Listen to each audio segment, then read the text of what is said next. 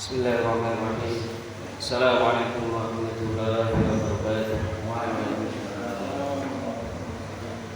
Alhamdulillah. Alhamdulillahilladzi arsala rasulahu bil huda wa dinil haqq liyudhhirahu 'ala dini kulli walau karihal musyrikun. Asyhadu an la ilaha illallah wahdahu la syarika lah wa asyhadu anna Muhammadan 'abduhu wa rasuluhu la nabiyya ba'dahu. Allahumma shalli ala sayyidina Muhammad wa ala ali sayyidina Muhammad. Wa qala ta'ala fi kitabil karim wa huwa asdaqul qailin, ya ayyuhalladzina amanu taqullaha haqqa tuqatih wa la tamutunna illa wa antum muslimun. Amma ba'd. Alhamdulillah, jamaah salat maghrib yang insyaallah dimuliakan Allah Subhanahu wa taala. Pada malam hari ini kita melanjutkan lagi kajian kita ya, untuk membahas tentang Islam itu sendiri, yang mana kita ketahui bersama bahwa Allah Subhanahu wa taala berfirman di dalam surah Al-Baqarah, A'udzu billahi minasyaitonir rajim, ya ayyuhalladzina amanu udkhulu fis-silmi kafah wa la tattabi'u khutuwatis syaiton innahu lakum 'aduwwun mubin. Amma ba'd. Yang artinya, wahai orang-orang beriman, masuklah kalian ke dalam Islam secara kafah, secara menyeluruh, dan janganlah kalian mengikuti langkah-langkah setan, karena sungguhnya setan adalah musuh yang nyata bagi kalian. Nah, dalam beberapa hari ini kita mengetahui bersama lagi maraknya pemerintah kita, negeri kita yang menaikkan pajak ya. Dan banyak kita lihat berita-berita masyarakat yang puluhan tahun tinggal di suatu wilayah itu, suatu daerah itu, tapi tempatnya digusur ya, diambil alih oleh perusahaan ya, karena untuk kepentingan A, B, C dan lain sebagainya ya. Mestinya negara itu sebagai pengayom, pelindung ya. Dan juga di dalam Islam itu mengatur juga tentang masalah itu. Cuman karena kita tidak mempelajarinya, tidak mengkajinya, karena dari kecil kita yang kita pelajari Islam itu ya hanya sekedar rukun Islam saja ya. Kita ibadah sholat, kalimat syahadat, sholat, puasa, zakat, ibadah haji, seolah-olah hanya itu saja, sehingga dampak dari efek Islam itu secara tidak langsung kita tidak merasakannya. Padahal Islam datang itu untuk rahmatan lil alamin. Wa ma arsalnaka illa rahmatan lil alamin. Dan tidaklah kami mengutus engkau Muhammad melainkan untuk rahmat untuk seluruh manusia, seluruh alam. Jadi Islam itu mengayomi, melindungi dan memberikan keadilan, memberikan ketenangan hati bagi seluruh masyarakatnya. Bukan hanya untuk muslim, orang kafir pun yang ada di dalam Islam ya, yang dia ikut di dalam negara Islam, di dalam kekuasaan Islam, dia akan mendapati hak dan kewajiban yang sama. Hak-haknya sama, dilindungi, hukum-hukum mendapat hak hukum yang sama, tidak ada perbedaan ya. Perbedaannya hanya perlakuan masalah ibadah saja, lakum dinukum waliyadin. Nah, negara wajib melindungi harta milik umum. Nah, harta milik umum lah yang pada dasarnya mampu memberikan manfaat bagi masyarakat. Ini yang harusnya dijaga oleh negara. Jadi negara itu ada untuk memberikan sesuatu yang telah Allah berikan di muka bumi ini untuk bisa dinikmatin orang banyak, masyarakat. Itu fungsi negara. Bukan malah sebaliknya. Jadi sesuatu yang milik umum, milik bersama, itu dijual kepada swasta, sehingga yang sebelumnya bisa dimanfaatkan masyarakat, nah karena telah dijual kepada swasta, akhirnya masyarakat tidak bisa memanfaatkannya lagi. Contohnya misalnya di Jawa itu ada sumber mata air di Sukabumi ya. Sumber mata air Sukabumi itu sebelum ada undang-undang sumber daya alam, masyarakat biasa menggunakan air itu untuk kebutuhan sehari-hari, untuk cuci pakaian, untuk minum, untuk mandi dan lain sebagainya. Setelah perubahan hak kepemilikan diserahkan kepada perusahaan, akhirnya masyarakat setempat yang sebelumnya menikmati air tersebut untuk kebutuhannya sehari-hari itu tidak bisa lagi dimanfaatkan, tidak boleh, karena sudah dipagari, ditutup, jadi milik tertentu. Nah, ini tidak dibenarkan di dalam Islam ya. Karena Islam itu pada dasarnya mempunyai standar dalam kepemilikan umum. Rasulullah SAW bersabda, sesungguhnya manusia itu bersirikat terhadap 3 hal: padang rumput, gembala, padang rumput, sumber api, dan air. Nah, semua yang hasilnya sangat melimpah ini, nah mestinya itu dikelola oleh negara untuk kemaslahatan semua rakyatnya. Itu dalam pandangan Islam. Jadi yang namanya sumber energi atau api dalam pandangan Islam itu ya seperti misalnya saat ini ada minyak, ada gas, ada batu bara, itu semua melimpah. Ya. Nah, dalam pandangan Islam, semua hasil bumi yang melimpah ini dari Allah Subhanahu wa Ta'ala. Negara fungsinya untuk mengelola, mengeksplorasi kekayaan tadi, kemudian diberikan seluas-luasnya manfaat untuk rakyat. Bisa pendidikan gratis, kesehatan gratis, ya. Nah, ada lagi yang namanya bayar pajak, semua kebutuhan masyarakat serba mudah, ya. Nah, ini kalau misalnya sumber api tadi. Kemudian air yang sangat melimpah dalam pandangan Islam juga, itu tidak boleh dimiliki oleh swasta, oleh pribadi, ya. Yang sangat melimpah yang tidak boleh, ya. Seperti misalnya kita lihat bagaimana di PIK di Jakarta itu kala itu, yang mana 30 km laut menjadi hak milik. Ini kan benar-benar tidak dibolehkan dalam Islam. Di dalam negara pun undang-undang kita juga tidak dibolehkan. Tapi kenapa bisa keluar surat sertifikat hak miliknya? Nah, ini tidak dibenarkan, ya.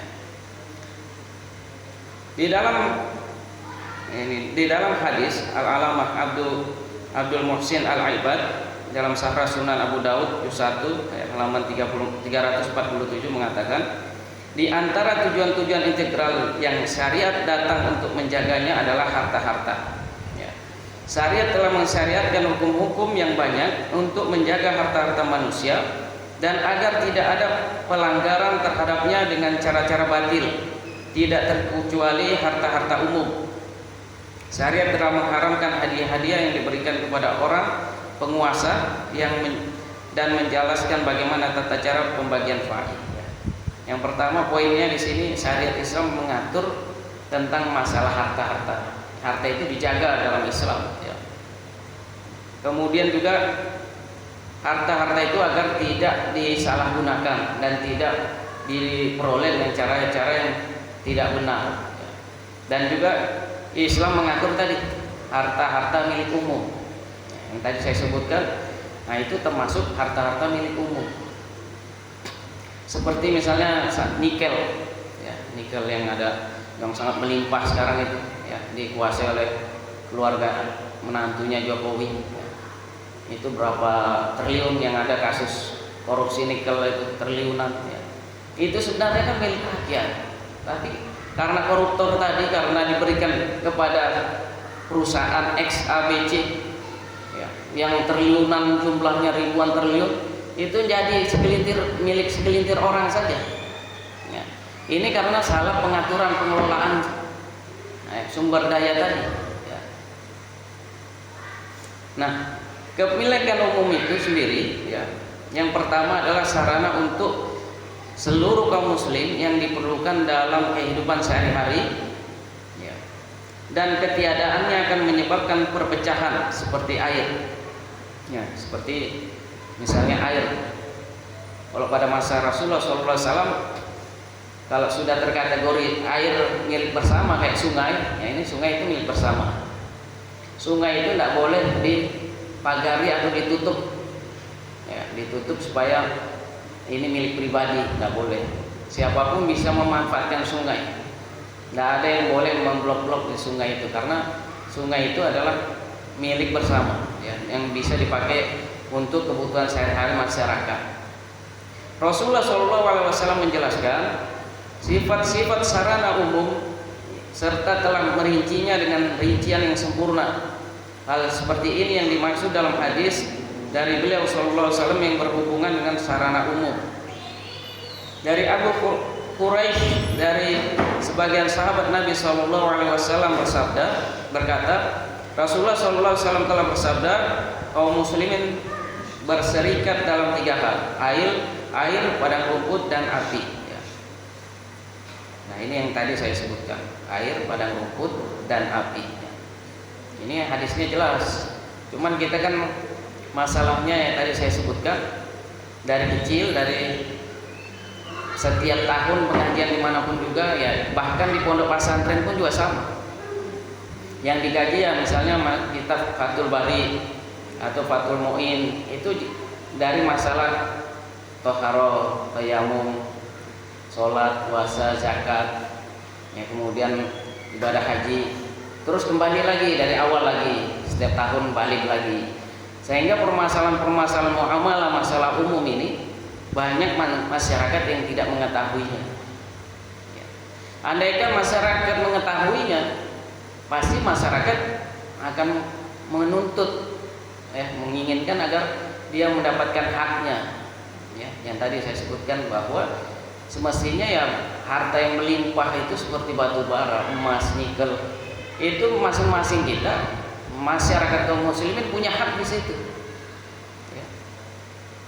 Cuman kan karena diolah dengan sistem yang bukan Islami, sehingga peruntukannya berbeda. Kalau diolah dengan sistem Islam, peruntukannya jelas bahwa manusia itu berserikat terhadap air, padang rumput, dan api. Nah, kalau dalam sistem kapitalisme demokrasi saat ini, bahwa siapapun masyarakat yang memiliki kemampuan untuk mengelolanya, mengeksplorasinya, ya, maka akan diberikan oleh negara. Nah, padahal negara tidak punya hak memberikan harta umat kepada individu atau perusahaan. Ini dalam pandangan syariat Islam. Ya. Tidak boleh negara. Ya. Cuman karena tadi kita diatur bukan dengan sistem Islam. Air-air mengubah dari lembah-lembah dan sungai-sungai, air di gunung-gunung, manusia memiliki hak yang sama.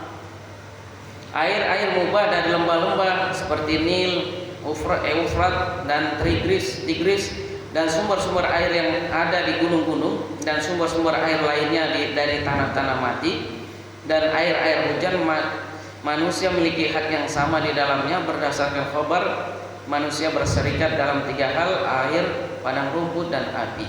Ya. Jadi hadis ini diriwayatkan oleh banyak para periwayat hadis. Ya. Cuman karena jarang dikaji, sehingga masyarakat banyak yang tidak mengetahuinya. Seperti misalnya tambang emas di Papua, ya, yang sangat luar biasa kekayaan dari emas itu kan mestinya punya hak umat juga, ya, tapi kan justru malah diambil oleh Amerika sebagai pemilik, ya, mendapatkan hak izin untuk mengeksplorasi tambang emas di Papua.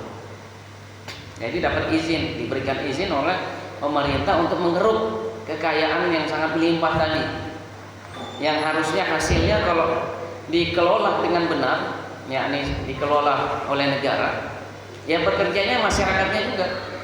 Negara memperkerjakan rakyatnya, kemudian hasil dari eksplorasi itu dikembalikan juga seluas-luasnya untuk kemanfaatan masyarakat. Ini adalah sistem Islam. Dan hal ini sudah pernah diterapkan. Islam itu pernah jaya ribuan tahun lamanya, ya. 1300 lebih, hampir 1400 tahun Islam itu jaya. Ya. Cuman seolah-olah saat ini kita tidak pernah merasakannya, karena kita tidak pernah digambarkan bagaimana dahsyatnya Islam itu sendiri. Kalau Islam tidak pernah jaya memimpin manusia, maka penyebaran Islam tidak sampai saat ini. Kita sampai saat ini hampir berapa penjuru dunia itu sudah ada Islam sendiri, ada Islam di dalam. Termasuk kita Indonesia bisa masuk Islam. Nah, ini tidak lepas dari peradaban Islam yang semakin luar biasa kali. Nah, kepemilikan umum yang jenis kedua ini, kepemilikan yaitu harta-harta yang tabiat pembentukan yang mencegah dimiliki hanya oleh individu-individu tertentu. Kepemilikan umum jenis ini walaupun merupakan sarana-sarana umum seperti jenis pertama dan dalil-dalil tentang sarana-sarana umum mencakupinya, tetapi jenis kepemilikan umum ini ini tabiat pembentukannya mencegah hanya dikuasai oleh individu tertentu. Kebalikan dari jenis pertama, kebalikan umum jenis pertama, tabiat pembentukannya tidak mencegah individu-individu untuk menguasainya. Oleh karena itu, sebuah sumber kecil yang tidak berpengaruh kepada stabilitas hajat masyarakat bisa dimiliki sebagai kepemilikan individu. Nah, kepemilikan yang kedua adalah kepemilikan individu. Islam mengatur juga kepemilikan individu. Islam tidak melarang masyarakatnya punya sumur, memanfaatkan sumur sendiri di rumahnya, di lingkungan sekitar rumahnya. Nah, dibolehkan. Tidak seperti saat ini. Sekarang itu kalau ada orang punya sumur bor, itu akan dikenakan pajak. Ada beberapa daerah itu yang sudah diambil pajaknya. Ya, sampai banyak viral video-video itu yang petugas pajak menarik pajak, dicek rumah masing-masing. Ada enggak sumur bornya? Nah, kita kan sebagian menggunakan PDAM. PDAM pun pajaknya sudah banyak sekali, sudah naik. Nah, sekarang sumur-sumur pun juga dikenakan pajak. Nah, ini kan tidak benar. Mestinya pun juga dalam pandangan Islam, PDAM atau air yang digunakan oleh masyarakat ini itu adalah pelayanan negara kepada rakyatnya, dan itu pun tidak boleh dibayar harusnya kalau dalam pandangan sistem Islam. Ya. Dalam pandangan Islam itu gratis, Pak. Ya. Kalau Bapak lihat ada beberapa negara di daerah Timur Tengah atau Asia yang menerapkan konsep Islam ini listrik PDAM itu digratiskan semua. Ada di daerah Tantan itu, Uzbekistan, sekitar itu. Jadi negaranya menerapkan sistem Islam. Jadi sumber air, PLN itu gratis, rakyatnya yang bayar. Ya, digratiskan oleh negara. Dan ini memang kan pelayanan negara kepada rakyat. Ya. Jadi yang harus kita ketahui bahwa negara itu fungsinya adalah untuk mengayomi, melindungi, dan memberikan keadilan ke rakyatnya. Itu fungsi negara. Bukan fungsi negara itu sebagai bisnis antara penjual dengan pembeli. Ya, tidak ada demikian. Makanya kan selalu disampaikan negara rugi. Kok ada negara rugi melayani rakyatnya? Ini kan tidak masuk logika, akal sehat. Adanya negara itu ya untuk mengayomi rakyatnya, memberikan kemudahan, bukan malah merasa rugi ketika melayani rakyat. Ya, itu.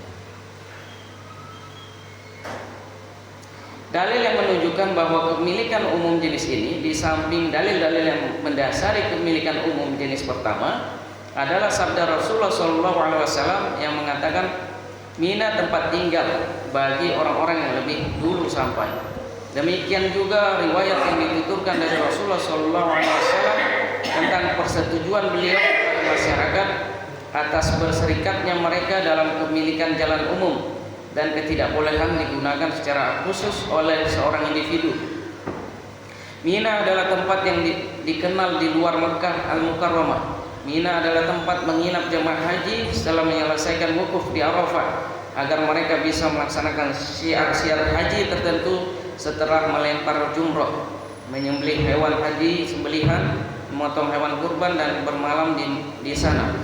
Makna dari al-mah atau tempat tinggal bagi orang yang sampai lebih dahulu adalah bahwa sesungguhnya Mina merupakan milik seluruh kaum muslimin.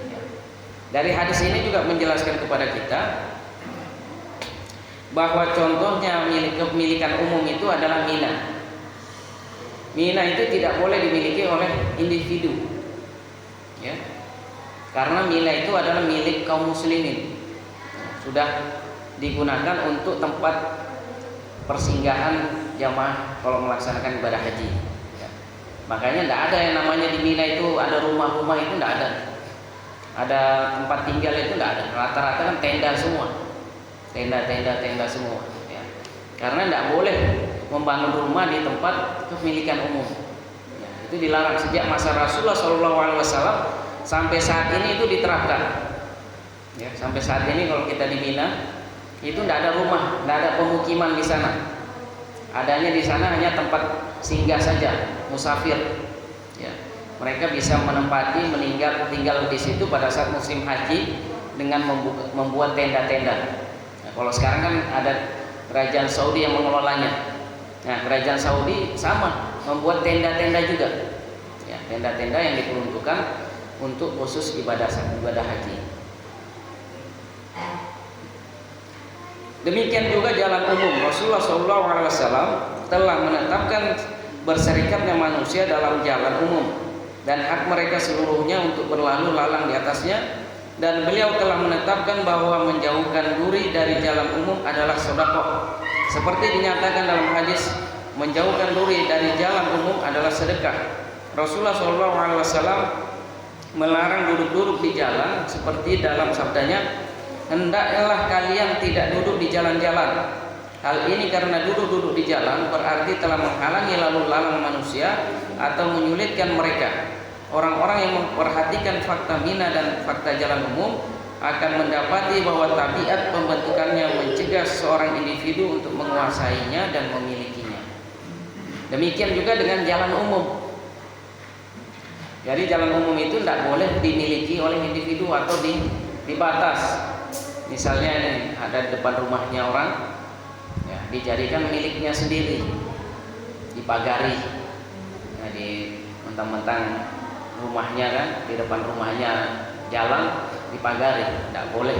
Itu tidak boleh, dosa haram.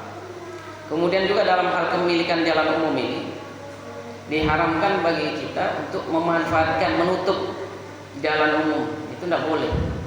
Makanya, padahal sekarang banyak masyarakat melakukan hal ini. Itu tidak boleh. Misalnya apa? Melakukan pernikahan di jalan, ya, itu kan jalan umum, tapi ditutup. Nah, ini tidak boleh. Dalam pandangan Islam tidak boleh, karena semua kepemilikan umum itu tidak boleh dibatasi. Kalau dibatasi nanti akan membuat orang yang hak-hak orang itu terganggu. Karena jalan itu hak semua masyarakat. Kalau misalnya diblokade, ditutup karena pernikahan, nah itu dosa orangnya. Walaupun dia sudah izin ke polisi, tidak boleh. Karena itu jalan adalah jalan umum, bukan jalan polisi. Polisi itu untuk menertibkan agar jangan sampai ada orang menyalahgunakan fasilitas umum. Nah, ini contohnya seperti itu. Pasalnya jalan-jalan besar, jalan-jalan umum dan tanah lapang di antara bangunan atau gedung, tak seorang pun memiliki hak untuk menghidupkannya. Sama saja apakah luas maupun sempit, sama saja apakah dengan hal itu menyulitkan manusia atau tidak, sebab kaum muslim berserikat, ya, punya andil dan kepemilikan di dalamnya dan berkaitan dengan kemaslahatan mereka, sehingga mirip dengan masjid-masjid mereka. Ya. Jadi walaupun jalan itu di pinggir, di dalam gang, kalau itu sudah menjadi jalan umum, tidak boleh ditutupin. Ya, tidak boleh ditutup. Ditutup di sini, lari jalan sana karena ada acara, itu tidak boleh. Karena itu jalan umum, jalan milik semua manusia. Ya. Karena kalau sudah itu jalan milik umum, milik bersama, ya sama kayak masjid. Masjid ini siapapun kaum muslimin punya hak yang sama untuk bisa sholat di masjid ini, tidak dilarang, ya, tidak boleh dilarang orang sholat di masjid. Sama juga orang ketika di jalan umum, ya, itu tidak boleh ditutup karena itu sudah menjadi milik umum.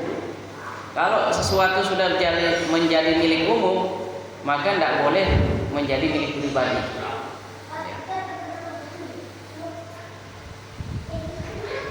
Mina adalah tempat singgah jemaah haji untuk melaksanakan syiar-syiar ibadah haji. Tabiat pembentukannya dari sisi sebagai tempat melaksanakan syiar-syiar ibadah haji secara menyeluruh, ya, mencegah digunakan khusus oleh individu atau individu tertentu, ya, seperti Mina dan Arafah dan Musdalifah. Ya. Sama juga seperti Arafah dan Musdalifah. Ini tidak boleh digunakan oleh individu-individu atau kelompok-kelompok. Sama juga di Arafah itu tidak ada tempat tinggal. Jadi adanya kayak tenda di Arafah, tenda di Mina, tenda di Musdalifah, ya dia sama. Kebanyakan tenda-tenda ada pun misalnya negara membuat semacam kayak tempat singgah, ya bentuknya juga tenda. Itu pun digunakan pada saat musim haji, ya. Jadi tidak boleh digunakan untuk tempat rumah tinggal. Nah, kemudian kepemilikan jenis ketiga. Kepemilikan umum jenis ketiga ini adalah barang tambang yang jumlahnya tidak terbatas, ya. Ini yang tadi sudah saya sebutkan, yaitu barang tambang yang jumlahnya banyak, tidak terbatas. Adapun barang tambang yang sedikit dan jumlahnya terbatas, maka termasuk ke dalam kepemilikan pribadi, sehingga seseorang boleh memilikinya. Hal ini seperti Rasulullah SAW telah memperboleh Bilal bin Al-Haris Al-Mazani memiliki barang tambang Qobiliyah dari bagian cabangnya Hijaz, ya. Jadi kalau misalnya barang tambang itu kecil, sedikit, itu dibolehkan, ya. Misalnya ya jumlahnya ada sampai seperti perusahaan-perusahaan yang ada saat ini, ya jumlahnya hanya sebatas untuk kebutuhan pribadi, ya. Atau untuk dia kebutuhan sehari-hari. Ya sama seperti orang misalnya mengambil kayu di hutan, itu dibolehkan. Menebang, ambil kayu di hutan boleh untuk kebutuhannya. Yang tidak boleh itu mengambil lahan di hutan sampai 1000 hektar, 500 hektar, ya itu jadi miliknya pribadi. Nah, ini tidak boleh. Karena itu sudah menjadi kepemilikan umum, kepemilikan bersama.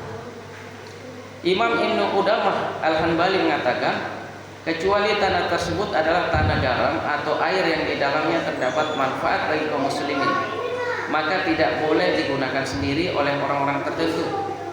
Dan secara umum tambang-tambang yang tampak di permukaan, yakni dengan barang-barangnya, bisa didapatkan tanpa tenaga yang digunakan oleh banyak orang dan mereka mengambil manfaatnya, seperti air garam, belerang, aspal, lilin, minyak, brom, yakut dan lain sebagainya. Nah, itu dibolehkan. Jadi kayak ada tambang garam yang kecil jumlahnya, nah itu dibolehkan kita mengambil, memanfaatkannya. Begitupun juga misalnya kita mengambil semua isi air, ya, air sungai, ya, ikan, ya, ada udang dan macam-macam isi air sungai, itu dibolehkan. Yang tidak dibolehkan adalah kita membatasi sungai itu, ya, memblok, misalnya membuat blok di sungai 10 kali 20 panjangnya. Ini tidak boleh dalam pandangan Islam karena mengganggu masyarakat lain untuk memanfaatkannya. Begitupun juga tadi disebutkan seperti jalan-jalan, nah itu tidak boleh, ya. Jadi Islam mengatur, ya, dalam masalah kehidupan kita sehari-hari, ya, agar kita mengetahui batasan-batasan, ya, dalam hal kepemilikan tadi, ya. Kalau namanya kepemilikan umum, ya, kalau jumlahnya kecil itu diperbolehkan. Misalnya banyak masyarakat yang secara umum mencari emas, tambang-tambang emas yang kecil-kecil, ya kan, itu boleh aja di pinggir sungai, misalnya kayak di Banjar itu kan banyak itu mencari-cari emas di pinggir-pinggir sungai, ya kan, pakai alat-alat sederhana, itu dibolehkan. Yang tidak dibolehkan adalah tadi memblokade tempat sehingga masyarakat yang lain tidak boleh datang ke situ karena itu sudah menjadi miliknya.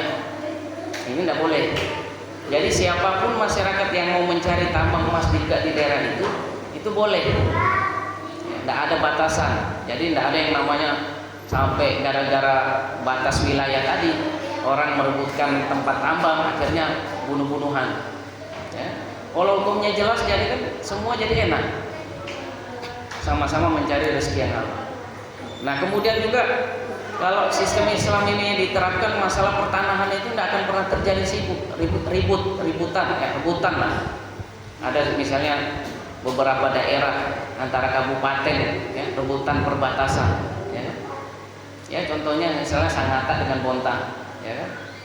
Nah ini sebenarnya tidak perlu sampai ribut-ribut, ya kan. Apalagi naudzubillah sampai misalnya perang, kelahi, bunuh-bunuhan, ya kan, ini tidak boleh. Padahal rata-rata mayoritas Islam, Kenapa tidak lihat bagaimana sih aturan Islam dalam menilai barang-barang umum, tanah yang begitu luas, ya kan? Di Al-Quran kan dijelaskan, fa in tanaza'tum fi syai'in farudduhu ila Allah wa rasul. Jika kalian ada perbedaan pendapat, maka kembalikanlah kepada Allah dan Rasulnya. Ya. Nah, jangan karena masalah ego, ya, masalah sesuatu sehingga ada masalah itu dikesampingkan. Nah, inilah pentingnya kalau kita kembali kepada Islam, maka Islam itu pasti akan memberikan rahmat. Rasulullah SAW pernah menarik kembali pemberiannya, ya. Ini juga harus kita ingat. Dari Abiyad bin Hammal radhiyallahu anhu dituturkan bahwa beliau mengunjungi Rasulullah SAW dan meminta kepada beliau tambang garam. Ibnu Mutawakkil atau perawi ini berkata, yakni tambang garam yang ada di Ma'rib. Nabi SAW berikan tambang garam itu kepadanya. Ketika Abiyad bin Hammal pergi, seorang laki-laki berkata kepada Nabi SAW, apakah Anda tahu apa yang telah Anda berikan kepadanya? Sesungguhnya Anda memberikannya air yang mengalir, yang jumlahnya sangat banyak. Perawi berkata, Nabi SAW mencabut kembali pemberiannya. Nah, ini contoh bagaimana Rasulullah SAW mengajarkan kepada kita bahwa ketika itu adalah milik umat, tidak boleh dimiliki individu, milik bersama. Ya, ini adalah contoh kasus, ya, yang mana sahabat Rasul SAW yang namanya adalah Abiyad bin Hammal, dia datang kepada Rasulullah minta tambang garam di daerah Ma'rib. Ya, Rasulullah memberikannya. Rasulullah tidak tahu bahwa tambang garam yang diberikan, yang dia minta itu adalah tambang garam yang besar, yang melimpah, sehingga Rasulullah memberikannya saja. Kemudian setelah Abiyad bin Hammal itu pulang, Rasulullah disampaikan, ditanya oleh para sahabat yang lain yang mendengarkannya. Para sahabat itu bertanya kepada Rasulullah, ya Rasulullah, tahukah Rasul bahwa sesungguhnya apa yang Rasul berikan kepadanya adalah tambang yang melimpah, ya, yang airnya selalu mengalir, yang ini jumlahnya sangat banyak. Kemudian Rasulullah SAW mengambil kembali pemberiannya. Padahal Rasulullah SAW bersabda, barang siapa telah memberikan suatu barang kepada seseorang, maka tidak boleh diambil lagi, haram hukumnya, ya, itu tidak dibolehkan. Tapi ini karena adalah milik umat, maka Rasulullah mengambil lagi tadi pemberiannya, ya. Jadi negara itu memfasilitasi, menjaga jangan sampai kepemilikan umum tadi dimiliki oleh individu-individu. Nah, itu dalam pandangan Islam, ya. Jadi kalau misalnya dikelola oleh negara, akhirnya kan banyak masyarakat yang memanfaatkan tambang garam tadi. Kalau diberikan hanya kepada Abiyad bin Hammal, maka yang memanfaatkan hanya Abiyad bin Hammal. Tapi kalau digunakan untuk milik umat, masyarakat di sekitar itu bisa memanfaatkannya. Al-Alamah Syekh Abdul Qadim Zalum di dalam kitabnya Al-Amwal fi Taulah Islam mengatakan, adapun tambang-tambang yang banyak yang tidak terbatas depositnya, maka ia menjadi kepemilikan umum untuk seluruh kaum muslimin, ya. Jadi tambang-tambang yang ada itu mestinya milik umat Islam semuanya. Bisa bayangkan, kita bayangkan yang dikoruptor, ya, ratusan 1000 triliun, ya, bukan ratusan, 1000 triliun. Ya, di mana jumlahnya kita tidak tahu. Makanya kalau lihat kemarin itu ada satu gedung hampir setengah ini uang semua. Itu hasil koruptor semua. Berapa banyak itu? Nah, yang diambil oleh segelintir orang tadi harusnya banyak manfaat gunakan. Masyarakat memanfaatkannya, memilikinya, ya. Punya masyarakat juga di situ, ada haknya, ya. Cuman karena bukan sistem Islam sehingga tidak bisa dimanfaatkan. Begitu pula tidak boleh memberikan hak khusus untuk mengeksplorasinya kepada individu-individu atau perusahaan-perusahaan, ya. Jadi negara tidak boleh memberikannya. Ini dalam pandangan kita berkacamata dalam sistem Islam. Jadi negara haram hukumnya memberikan kepada individu-individu atau perusahaan-perusahaan untuk mengeksplorasinya. Ya. Misalnya tambang Freeport emas itu kan nggak boleh. Ya. Atau masyarakat daerah sana yang mengelolanya itu kan nggak boleh. Jadi yang boleh mengelolanya hanyalah negara. Negara yang mengelolanya, mengeksplorasinya sesuai kebutuhan masyarakat. Ya. Karena di dalam Islam negara juga harus memperhatikan keseimbangan alam. Ya, keseimbangan alam. Jadi sehingga untuk mengeruk kebutuhan kayak seperti saat ini itu tidak sama. Kalau sekarang kan dikeruk habis semua, seolah-olah memang kejaran waktu, ya, karena dia sudah teken kontrak, ada batas waktu izin yang diberikan oleh negara, sehingga dia benar-benar pagi siang sip-sipan, tidak ada habisnya, kerja terus, ya, ganti-gantian sip-sip pekerjanya, sehingga untuk mengeruk kekayaannya itu cepat sekali. Nah, kalau dalam sistem Islam ya negara tidak akan demikian, karena semua hasil perut bumi itu sendiri dikembalikan kepada rakyat untuk kebutuhan rakyat seluas-luasnya. Semua memiliki hak yang sama. Negara melakukan eksplorasi, memurnikannya, meleburnya dan menjualnya, atau memberikan manfaat seluas-luasnya kepada masyarakat atau rakyat. Imam Ibnu Qudamah Al-Hanbali mengatakan, pasalnya, adapun tambang-tambang yang berada di perut bumi, yakni tambang yang tidak mudah didapatkan kecuali dengan usaha dan tenaga, seperti tambang-tambang emas, perak, besi, tembaga, timah, ya, kristal dan virus, jika ia berada di permukaan maka tidak boleh dimiliki juga, atau al-ihya, menghidupkan tanah mati, berdasarkan apa yang telah kami sepakati sebelumnya.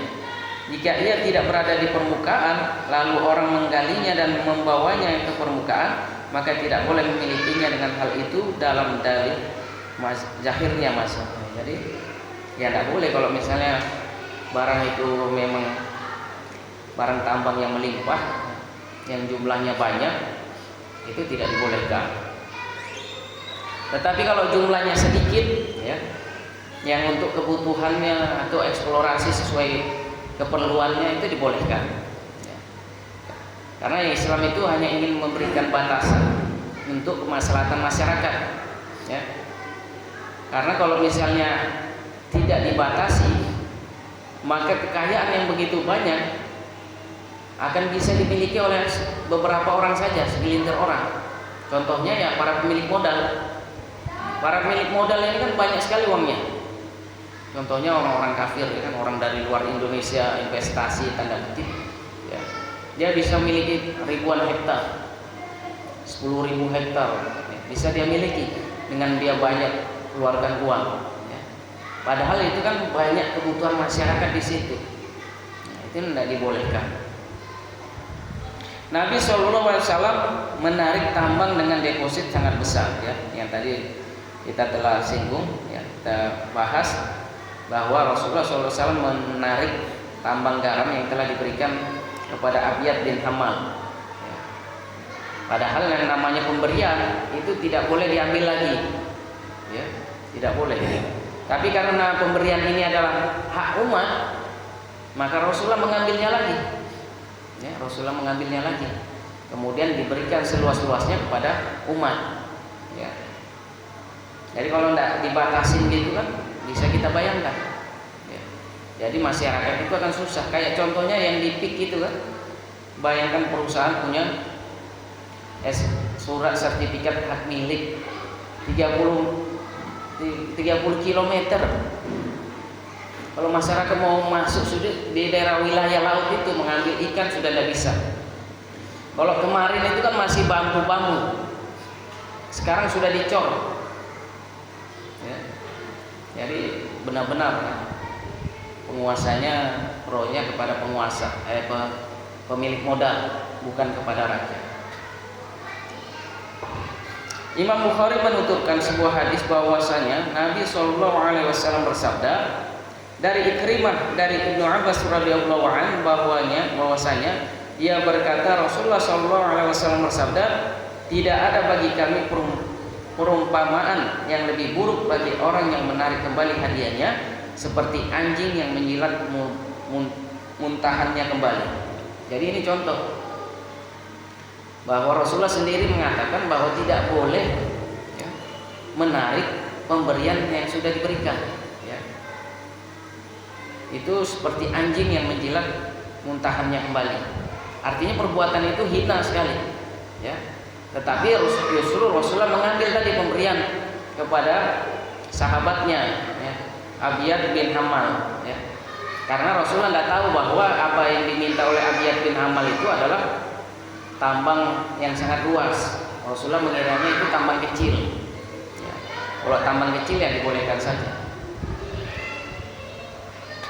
Kaum muslimin berserikat dalam 3 hal ya. Manusia berserikat ya, sama-sama memiliki dan mempunyai andil, yaitu air, api, dan padang rumput. Jadi namanya berserikat itu ya punya kita bersama ya. Tidak ada yang namanya tuan takur kah, atau misalnya apa, anak raja kah, turunan raja kah. Tidak ada dalam Islam gitu ya. Jadi yang namanya berserikat ya itu memiliki hak yang sama. Seperti masjid ini. Masjid ini kalau sudah menjadi masjid, ya siapapun bisa melaksanakan sholat di sini. Ya, tidak boleh dibatasi. Ya. Imam Ibnu Rajab Al-Hambali dalam kitab Jami' Al-Ulum wa Al-Hikam mengatakan, Umar bin Khattab radhiyallahu anhu memutuskan untuk Muhammad bin Maslamah agar tetangganya mengalirkan air di atas tanahnya. Umar bin Khattab berkata, sungguh kamu alirkan air itu walau di atas perutmu. Di dalam hal pemaksaan tersebut ada 2 riwayat yang dituturkan oleh Imam Ahmad ya, yang mengatakan pemaksaan untuk mengalirkan air di tanah tetangganya jika ia menjalankannya di saluran yang ada di dalam tanahnya. Dan yang termasuk dilarang menahannya karena bisa membahayakan adalah menghalangi orang lain untuk mengakses air dan padang rumput di dalam hadis lain. Janganlah kalian menahan kelebihan air agar tidak mengalir di padang rumput. Artinya ketika air itu air milik umum, ini air milik umum misalnya, atau ada parit bersama. Parit bersama itu masuk di dalam pagar rumah kita. Itu kan hak kita yang tanda petik kan. Tapi kita tutup. Nah itu tidak boleh, haram karena parit itu sudah menjadi kemilikan umum. Tidak boleh ditutup, karena kalau misalnya ditutup akan mengganggu masyarakat lain mendapatkan air tadi ya, jadi aksesnya terhalang. Jadi tidak boleh tutup. Kalau atasnya ditutup untuk kerapian tidak apa-apa, tapi kalau ditutup untuk sehingga tidak mengalir lagi airnya, nah itu tidak boleh, haram hukumnya ya. Ini Islam mengatur dalam hal kepemilikan umum. Contohnya pada masa Umar bin Khattab ya, yang mana ada seorang sahabat menutup air yang lewat ke rumahnya. Air dari agak pegunungan masuk ke rumahnya sahabat ini, kemudian ditutup. Nah, masyarakat kan protes, kenapa ditutup? Akhirnya sampailah berita ini kepada Umar bin Khattab, dan Umar sampaikan, walaupun air itu mengalir di atas perutmu, ini tanda petik ya kan, maksudnya singgungan, maka kamu harus mengalirkannya. Maksudnya adalah air itu sudah memang mengalir ya, karena lewat rumahnya, ditutuplah tadi air. Nah ini tidak boleh, karena membatasi masyarakat untuk mendapatkan air tadi yang dari atas ke bawah. Jadi tidak boleh. Imam Ibnu Rajab Al-Hambali dalam Jami' Al-Ulum wal Hikamnya melanjutkannya, ada seorang laki-laki bertanya, wahai Nabi Allah, apa yang tidak boleh ditahan? Nabi SAW bersabda, air.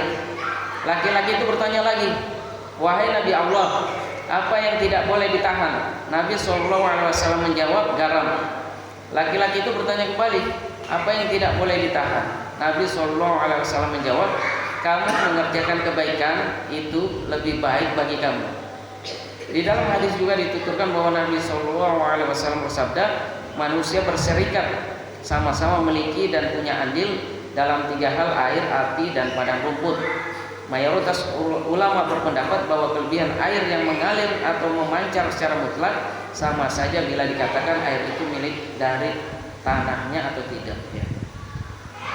Jadi banyak sekali hadis-hadis yang menjelaskan tentang bahwa kita berserikat terhadap 3 hal tadi: air, api, dan padang rumput. Air itu ya sungai, laut, ya. Nggak boleh ada orang magar laut. Nggak ada ceritanya ada sertifikat laut milik pribadi, ini nggak ada. Kemudian udara juga nanti demikian. Nah, kemudian padang rumput itu hutan. Ya, semua orang pada dasarnya memiliki hak yang sama untuk bisa memanfaatkan hutan. Orang kan bisa berburu, dibolehkan berburu. Bahkan Rasulullah SAW menyuruh para sahabatnya, ada di antara sahabatnya, untuk mencari rezeki dengan kampak tadi ke hutan, berburu kah, atau cari kayu-kayu ranting dijual di pasar, boleh. Kalau sekarang kan berburu di hutan tidak boleh. Kalau kita dapat payau ketahuan, ya kan, kena tangkap, undang-undang. Nah, kalau dalam pandangan Islam dibolehkan.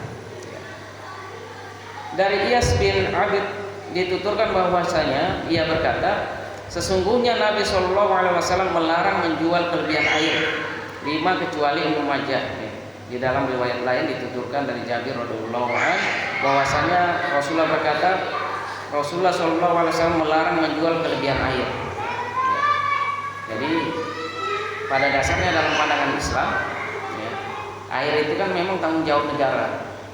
Negara memfasilitasi.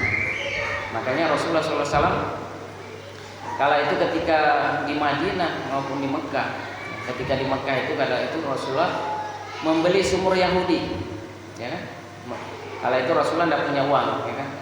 Sampaikan kepada sahabatnya siapa yang bisa membeli sumur ini. Kemudian Utsman bin Affan radhiyallahu anhu sahabatnya yang bisa membelinya, ya, kemudian diberikan untuk masyarakat umat. Jadi sumur itu ya untuk seluruh kaum muslimin.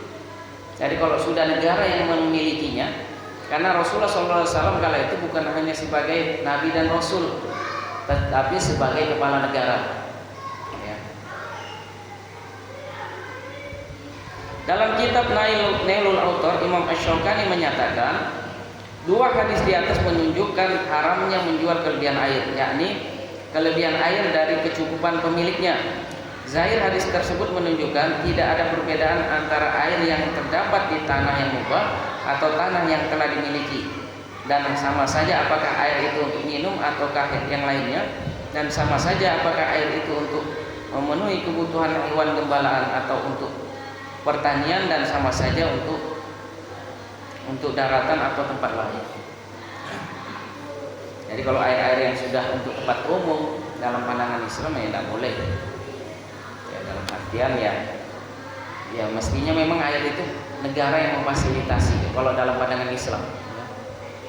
Air, listrik, ya itu Pak gratis harusnya, ya, karena negara-negara yang menerapkan sistem ekonomi Islam ini itu digratiskan kepada rakyatnya, seperti di Uzbekistan, daerah Tantan itu banyak yang masih menerapkan sistem Islam ini, ya.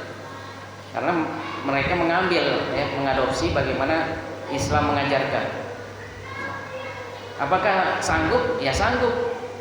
Karena kan harus kekayaan yang banyak tadi itu dia tidak berikan kepada swasta. Ya, ada kekayaan melimpah itu dikelola oleh negara. Ya, kemudian ya hasilnya tadi untuk kemaslahatan masyarakat. Ya, listrik, pendidikan, kesehatan, semua yang berhubungan tentang kemaslahatan masyarakat itu digratiskan. Nah, larangan keras menghalangi orang untuk mengakses air. Imam Ahmad dari Amr bin Syu'aib, dari bapaknya, dari kakeknya, dan dari Nabi SAW bersabda, barang siapa yang menghalangi orang lain untuk mengambil atau memanfaatkan kelebihan air atau kelebihan padang rumput, maka Allah Azza wa Jalla akan menghalangi anugerahnya kepada dia pada hari kiamat. Imam Ahmad, ya. Artinya tidak boleh kita menghalangi orang mau ngambil air sungai, ya, tidak boleh. Mentang-mentang di belakang rumah kita, ya kan, tidak boleh. Jadi wah ini kan di belakang rumah saya, ini udah termasuk wilayah saya, tidak boleh ngambil air lewat sini. Nah, kan tidak boleh. Padahal itu air milik siapa saja, milik bersama. Begitupun juga dengan padang rumput, yang maksudnya adalah hutan. Tidak boleh orang dilarang untuk ngambil rezeki di hutan, misalnya berburu apa, tidak boleh. Atau misalnya ngambil kayu untuk dijual, misalnya kayu bakar dan lain sebagainya. Masih ada waktu? Masih ada 6 menit lagi. Oh ini ya kan? 5 5 menit lah, ini yang terakhir. Negara wajib melindungi hak milik umum, ya. Hak milik umum bukanlah milik negara atau milik individu, namun ia milik seluruh kaum muslimin. Semuanya berserikat, artinya sama-sama memiliki dan punya andil terhadap harta milik umum itu sendiri. Jadi negara itu harusnya menjaga milik-milik umum tadi, ya. Dengan menjaga milik-milik umum ini, sehingga di masyarakat itu tidak kesenjangan yang tinggi, ya. Antara kaya dengan yang miskin itu tidak terlalu tinggi senjangnya, karena harta milik umum kan jelas. Kemudian negara juga memberikan layanan kepada rakyatnya. Hanya negara yang boleh mengatur dan mengelola harta milik umum sebagai wakil dari rakyat. Pengaturan tersebut harus dalam koridor dan perspektif melayani urusan rakyat, bukan dalam koridor bisnis untung rugi. Jadi negara dengan rakyatnya itu adalah mengayomi, mengatur, mengurus, melindungi, bukan dalam bisnis, ya, bukan jual beli, ya, nggak boleh. Negara wajib mengatur dan mengelola harta milik umum untuk sebesar-besarnya kemakmuran rakyat berdasarkan syariat Islam. Ya. Negara akan menindak dengan tegas siapa saja yang menguasai harta milik umum dan menghalangi masyarakat untuk mengakses harta-harta milik umum, sebab tindakan tersebut termasuk bahaya yang harus dilenyapkan. Ya. Ya, negara juga melindungi, artinya kalau ada rakyat, ada individu yang mengambil kepemilikan umum, maka negara akan memberikan sanksi. Ya, ini luar biasanya sistem Islam. Ada yang mau didiskusikan sebelum ditutup? Mau ditanyakan silakan. Jadi kalau sudah berbicara masalah angkatan laut yang ada di Pulau Jawa itu kan memang di sana sudah masyarakat sudah gembira lah untuk menolak. Tapi kadang-kadang para cukong-cukong itu